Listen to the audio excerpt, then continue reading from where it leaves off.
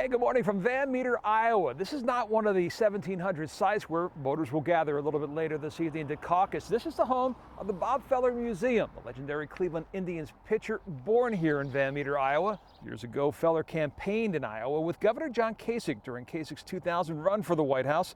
Kasich skipping Iowa this time for the most part, campaigning instead in New Hampshire over the weekend.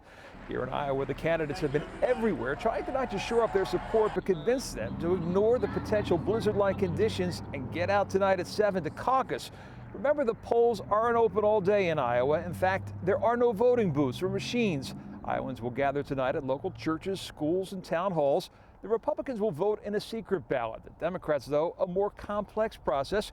Well, they'll break up into small groups according to the candidates they support.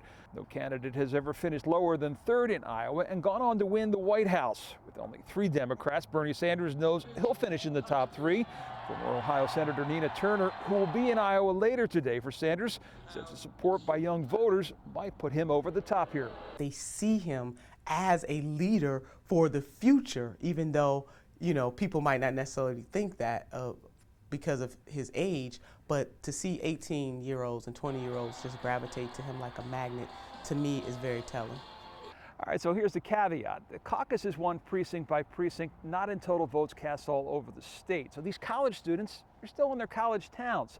Back in January of 2008, they were able to help Obama because the caucus was on January 3rd. They were still home on Christmas break.